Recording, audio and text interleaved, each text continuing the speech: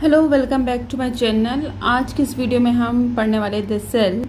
ये हमारे class 9th की आईसीएसई बोर्ड की बुक है एंड इसमें इस चैप्टर में चैप्टर नंबर 1, इस चैप्टर में जो इम्पोर्टेंट पोर्शन है हम वही कवर करेंगे जो एग्ज़ाम पॉइंट ऑफ व्यू में इम्पॉर्टेंट है एंड जिस चीज़ के बारे में आपको नॉलेज होनी चाहिए।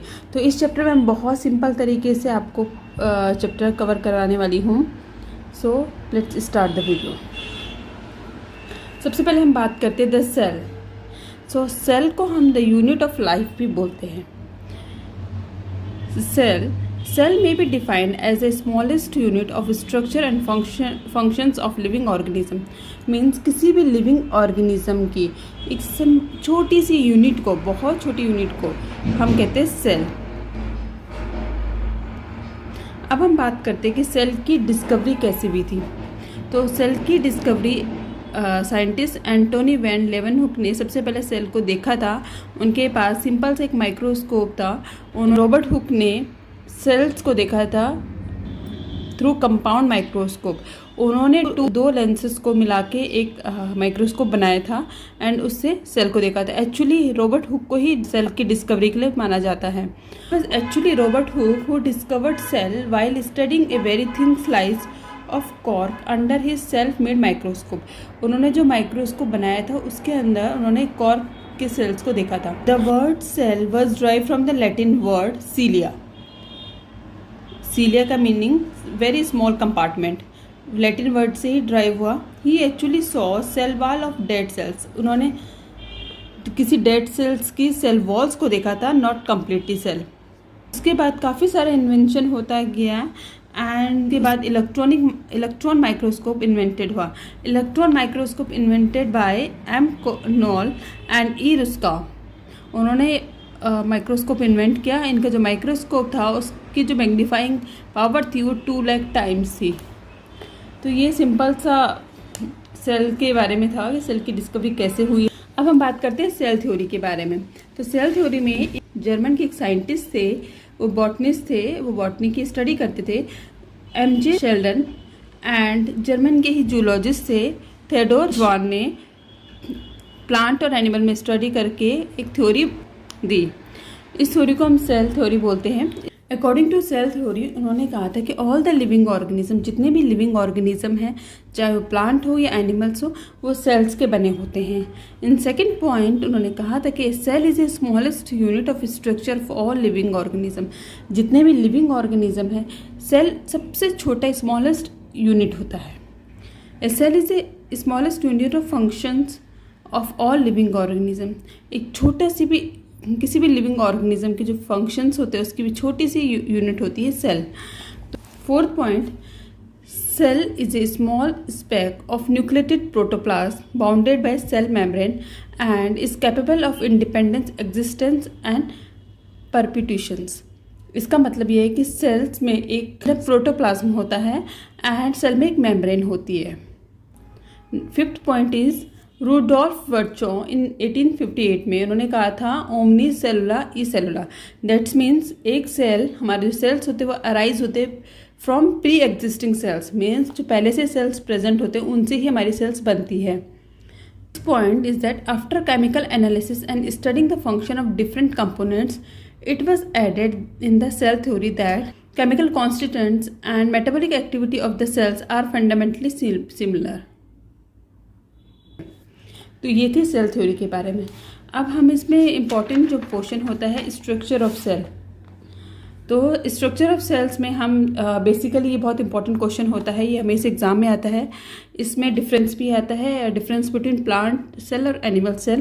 तो जैसे कि ये डायग्राम दिया है plant cell and animal cell के बारे में, हम थोड़ा सा पहले हल्का सा डिस्कस कर लेते हैं इनके बारे में कि हम क्या क्या इसमें पढ़ने जाएंगे।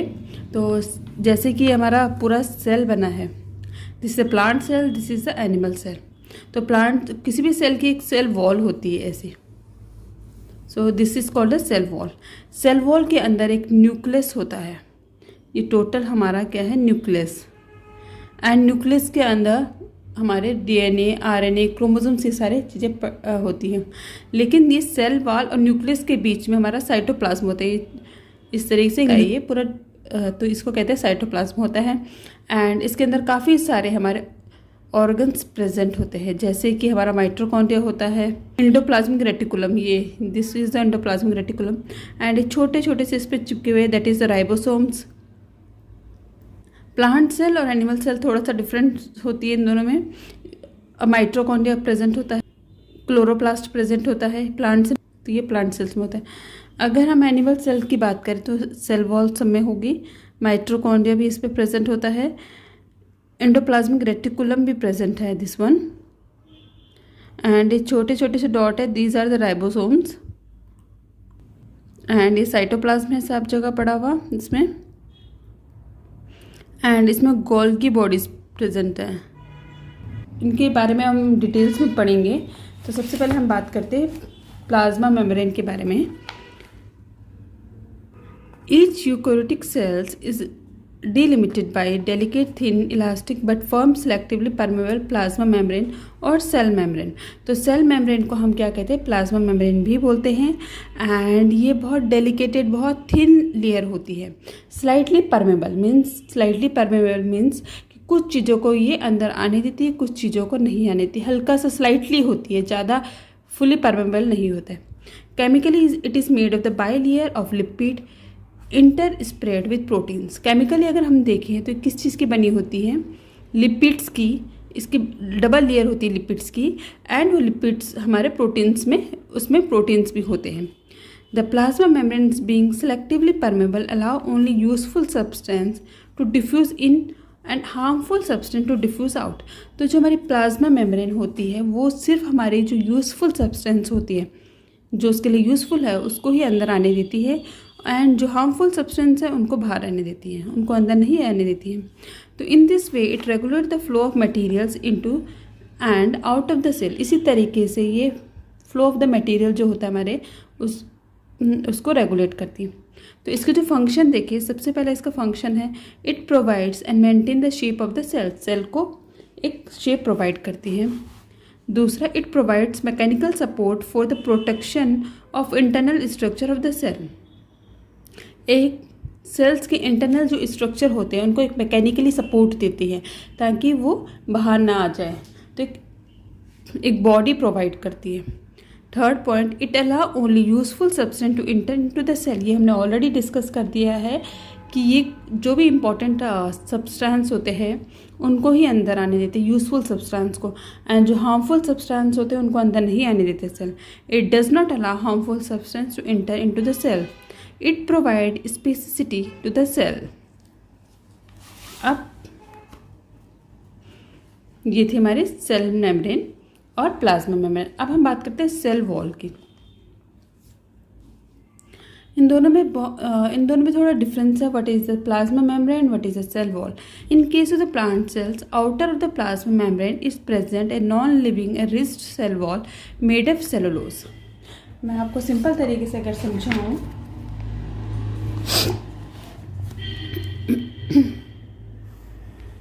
this is our cell,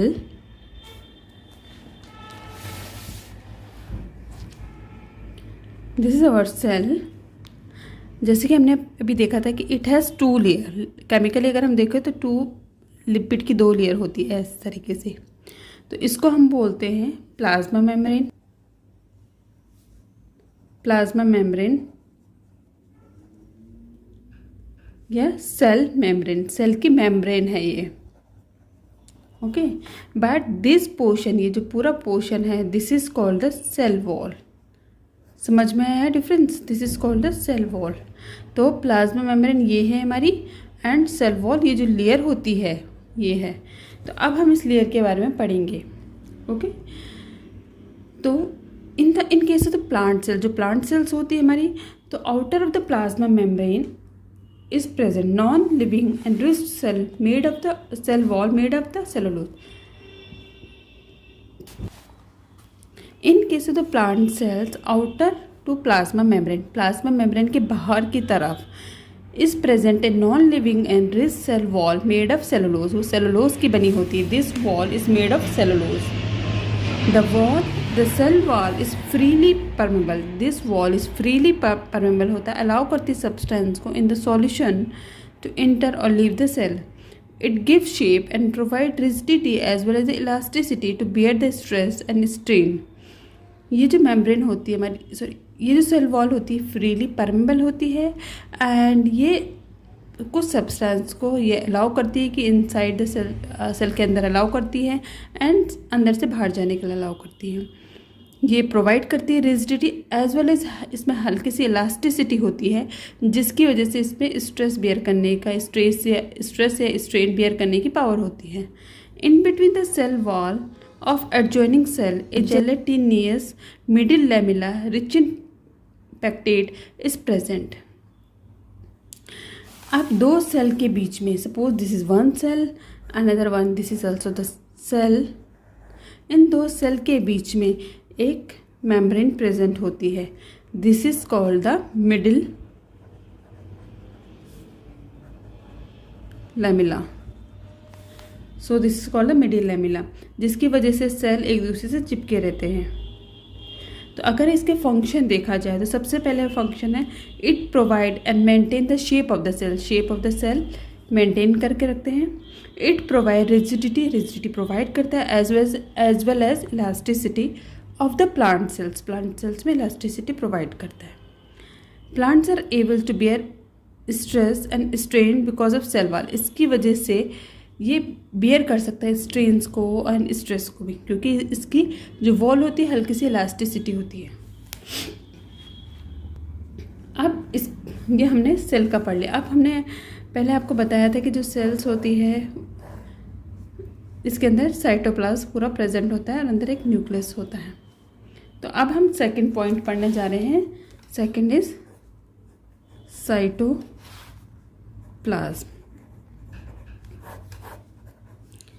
Bulk of the cell is made up of dense viscous colloidal mass is called cytoplasm.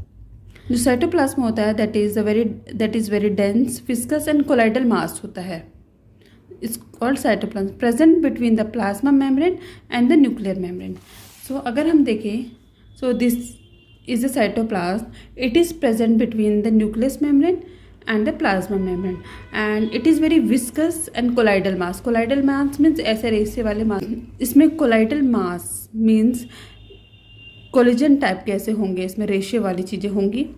ये किस चीज़ की बनी होंगी? ये बनी होंगी कार्बोहाइड्रेट्स के, प्रोटीन्स के, लिपिड्स के, विटामिन्स के एंड अदर मिनरल्स के.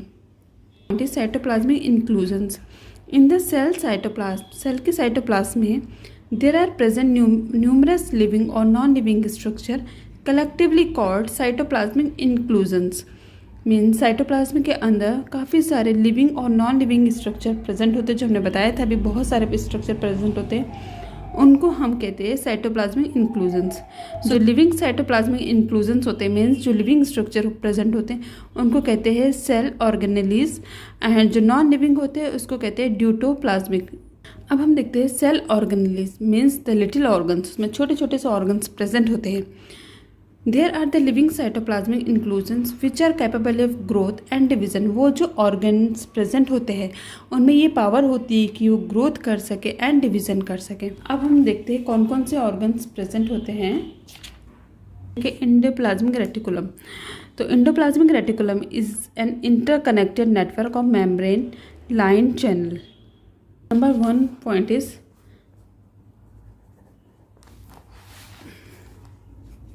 Endoplasmic reticulum. इसको ER से भी हम रिप्रेजेंट करते हैं. Endoplasmic reticulum is an interconnected network of membrane line channels. Means इस तरीके से ये बने होंगे एंड इसके ऊपर राइबोसोम्स प्रेजेंट होंगे.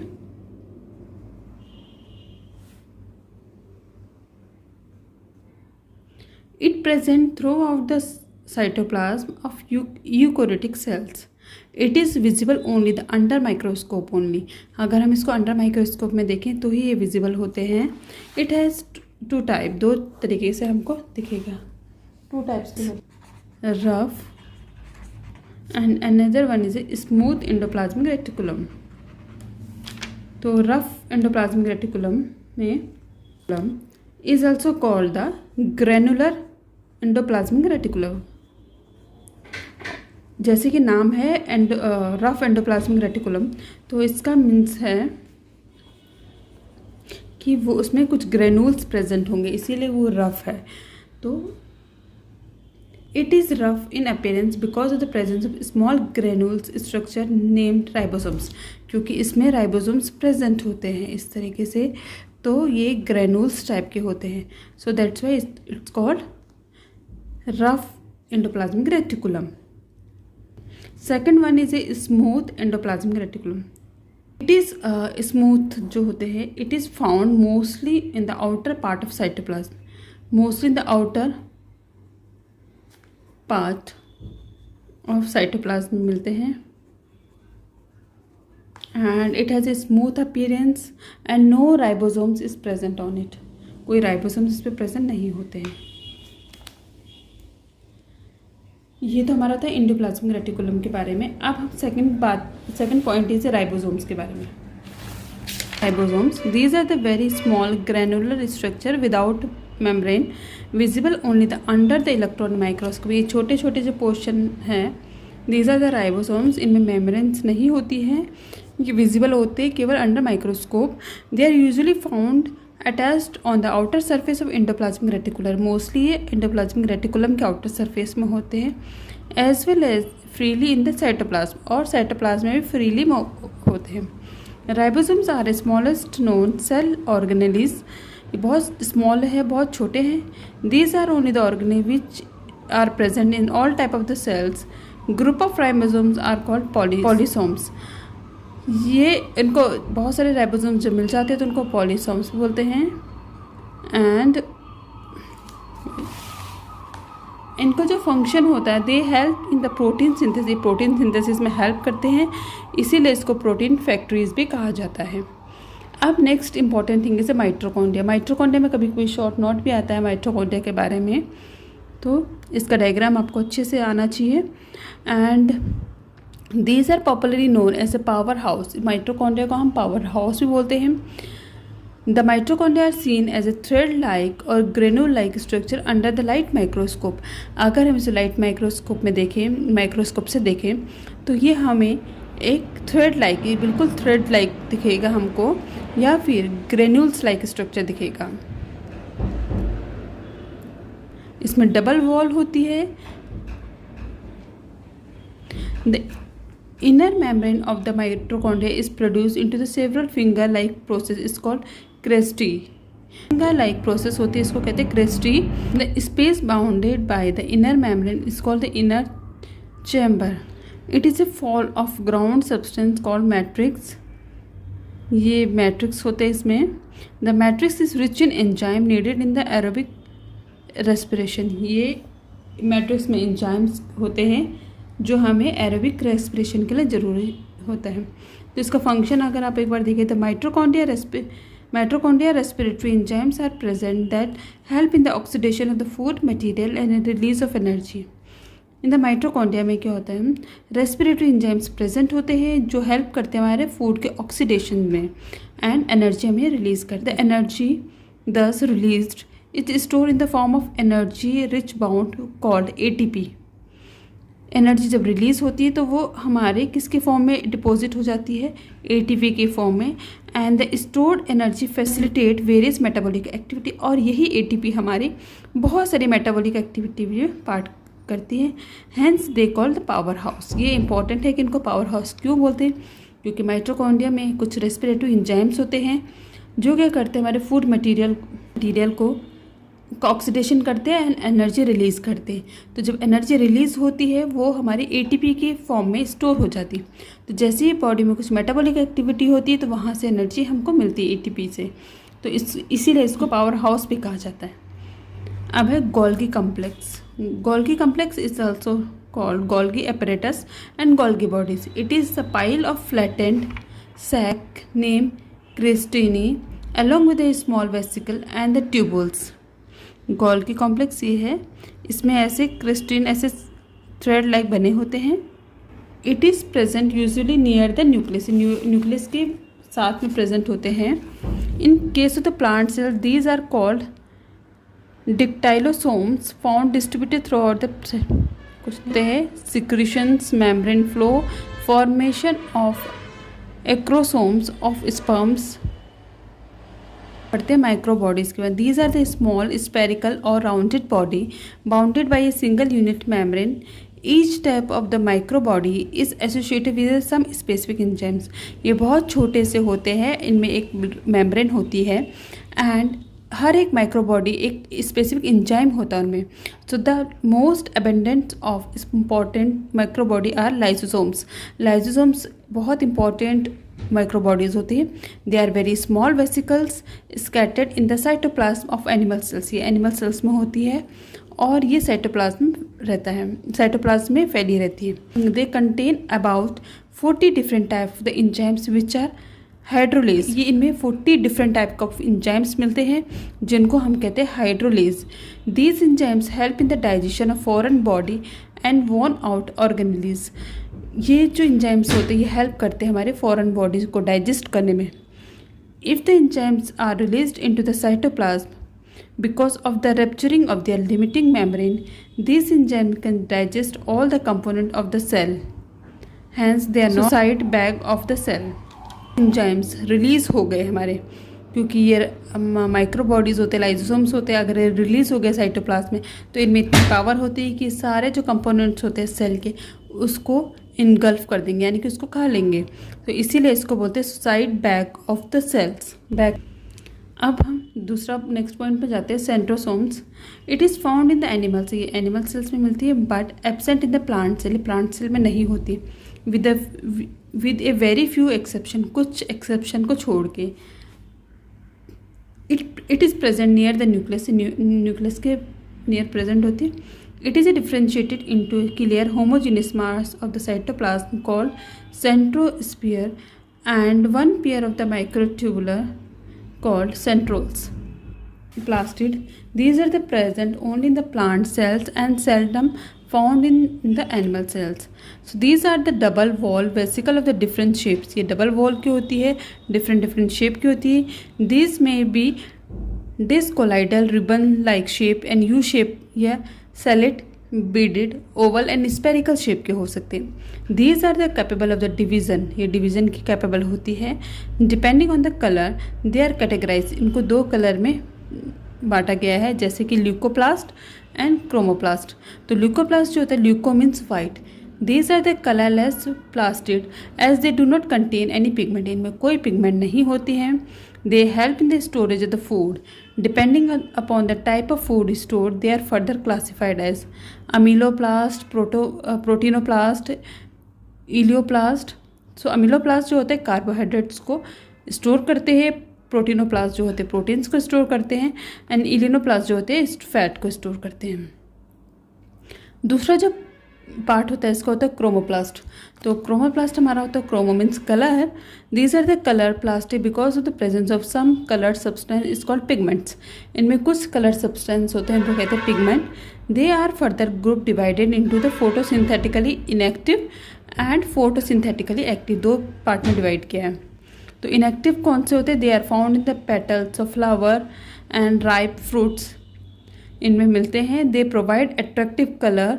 They contain various colored pigments such as carotene and photosynthetically active plastids. These plastids contain pigment which are capable of trapping the solar energy and help in the photosynthesis. ये ऐसे होते हैं जो photosynthesis में help करते हैं। Depending upon the pigment present and color of the chromoplast, they also further divided into 3 types. इनको भी 3 टाइप में डिवाइड किया गया है, क्लोरोप्लास्ट में, राइडोप्लास्ट and pheoplast, means green color, red color and brown color. Now next is a nucleus. The each eukaryotic cells usually one but sometimes more than one, usually centric but sometimes eccentric, usually spherical but sometimes other than shape, controlling center is called nucleus. Means हर एक cell में एक nucleus होता है and nucleus control all the metabolic. जो nucleus होता है वो सारी मेटाबॉलिक एक्टिविटीज़ को कंट्रोल करता है, चाहे वो डायरेक्टली हो या इनडायरेक्टली हो, या as well as formation of the various organelles by controlling the synthesis of proteins. Hence it is said that a cell without nucleus is without any future. Mean जिस cell का कोई nucleus नहीं होता है उसका कोई फ्यूचर नहीं होता है। So nucleus is bounded by double membrane porous selectively. ये न्यूक्लियस का स्ट्रक्चर है, इसमें डबल मेम्ब्रेन होती है, पोरस होती है, हल्के से पोर्स होते हैं इसमें।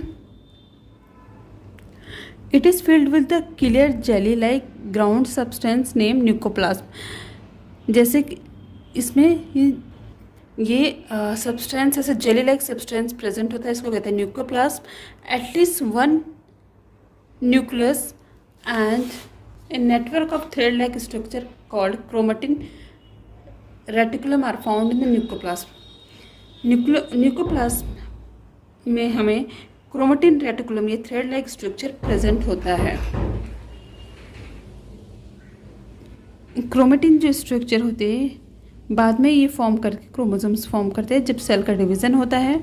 These chromosomes bear the heredity unit is called genes. इन क्रोमोसोम्स में ही जीन्स प्रेजेंट होते हैं which transmit character from parents to the offspring. And इसी में ही डीएनए हमारा प्रेजेंट होता है। तो ये न्यूक्लियस के बारे में था। न्यूक्लियस के अंदर एक न्यूक्लियस प्रेजेंट होता है, ये क्रोमेटिन लाइक स्ट्रक्चर प्रेजेंट होते हैं। ये क्रोमेटिन हमारे बाद में क्रोमोसोम्स में कन्वर्ट होते हैं जब सेल डिवीज़न होता है, एंड बाद में वही डीएनए फॉर्म करता है। एंड उन डीएनए में हमारे जीन्स होते हैं जो ही हमारे हेरिडिटी ट्रांसमिट करने में हेल्प करते हैं। तो ये हमारे न्यूक्लियस के बारे में था। ये मैंने बहुत शॉर्ट फॉर्म में बताया है आपको ऑफ सेल। एंड अगर आप इतना भी एग्ज़ाम में लिख दोगे तो आपको अच्छे नंबर मिल जाएंगे according to class 9th। So thank you so much for watching my video. अगर आपको वीडियो अच्छी लगी तो इसको शेयर और लाइक करना ना भूलें।